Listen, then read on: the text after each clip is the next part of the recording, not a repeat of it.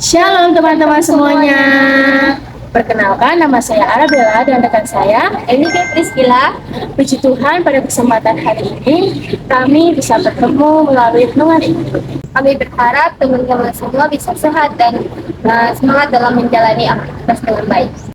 Pada hari ini kita akan mendengarkan renungan dengan tema Kembali Karena Peduli. Yuk sama-sama kita mendengarkan firman Tuhan hari ini. Kita sama-sama baca ayatnya dulu yuk. Adapun Yefta, orang Gilead itu adalah seorang pahlawan yang gagah perkasa, tetapi ia anak seorang perempuan sundal. Ayah Yefta ialah Gilead.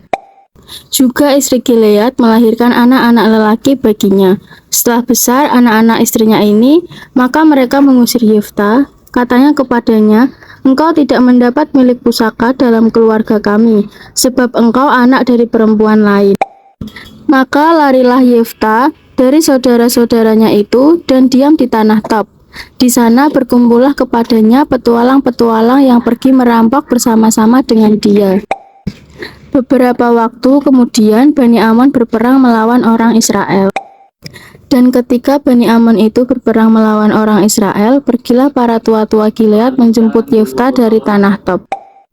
Kata mereka kepada Yefta, "Mari, jadilah panglima kami dan biarlah kita berperang melawan Bani Amon." Tetapi kata Yefta kepada para tua-tua Gilead itu, "Bukankah kamu sendiri membenci aku dan mengusir aku dari keluargaku? Mengapa kamu datang sekarang kepadaku pada waktu kamu terdesak?" Kemudian berkatalah para tua-tua Gilead kepada Yefta, "Memang kami datang kembali sekarang kepadamu. Ikutilah kami dan berperanglah melawan Bani Amon. Maka engkau akan menjadi kepala atas kami, atas seluruh penduduk Gilead." Kata Yefta kepada para tua-tua Gilead, "Jadi jika kamu membawa aku kembali untuk berperang melawan Bani Amon, dan Tuhan menyerahkan mereka kepadaku, maka akulah yang akan menjadi kepala atas kamu."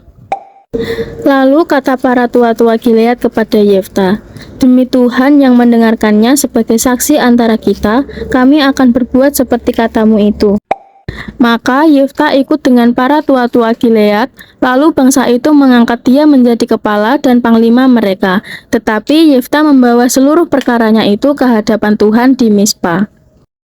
Teman-teman, pernahkah kita berpikir saat seseorang meminta pertolongan kepada kita, padahal orang tersebut adalah orang yang dulu pernah mengecewakan, mengabaikan, atau bahkan membuang kita? Apakah kita akan tetap ingin menolongnya? Nah, dalam kehidupan kita saat ini, seringkali terjadi adanya penolakan, luka, dan juga pengasingan. Kita hidup di tengah-tengah manusia yang cenderung menerima sesamanya ketika mereka menguntungkan, tetapi dengan cepat juga mereka bisa membuang dan melupakan ketika seseorang dianggap beban dan tidak berguna. Rasa sakit karena diasingkan, tidak dianggap, dan dipandang rendah oleh orang-orang terdekat menjadi luka batin yang dialami oleh seseorang, sehingga menjadi alasan yang kuat untuknya menutup pintu maaf dan pergi menjauh.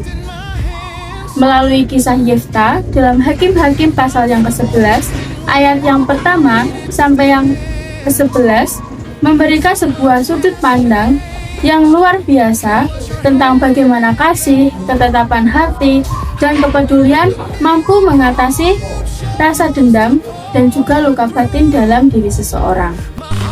Mari bersama-sama kita merenungkan latar belakang Yefta. Yefta diusir oleh saudara-saudaranya karena status kelahirannya. Nah, tetapi di tanah pengasingan Tob, ia larut dalam kasihan pada dirinya sendiri. Ia justru mengasah kepemimpinannya hingga membentuk komunitas baru. Nah, hal ini mengingatkan kita bahwa ketika manusia menutup pintu bagi ladang kita, Tuhan seringkali membukakan ladang baru untuk karakter kita. Sehingga jangan biarkan masa-masa sepi berlalu tanpa arti. Waktu berlalu, Israel diserang oleh Bani Amon. Para tua-tua Gilead yang dulu mengusir Yefta, ini mereka datang untuk meminta bantuan supaya ia menjadi panglima mereka. Yefta sempat mempertanyakan ketulusan mereka, tetapi pada akhirnya ia memilih untuk kembali. Mengapa Yefta mau kembali? karena Yefta memiliki kepedulian yang lebih besar daripada luka pribadinya. Ia peduli pada keselamatan bangsanya. Hal itu menunjukkan bahwa kepeduliannya mengalahkan ego dan juga dendam. Ketika Yefta akhirnya diangkat menjadi pemimpin, ia tidak merayakannya dengan kesombongan. Hal pertama yang ia lakukan adalah membawanya di hadapan Tuhan di Mizpah. Yefta tahu bahwa kehidupannya terjadi bukan karena pemulihan semata, tetapi karena kedaulatan Tuhan. Jadi, sehebat apapun kemampuan kita, jangan pernah kita melupakan peran Tuhan. Melalui kisah ini, kita ditantang, maukah kita menolong orang yang pernah melukai kita?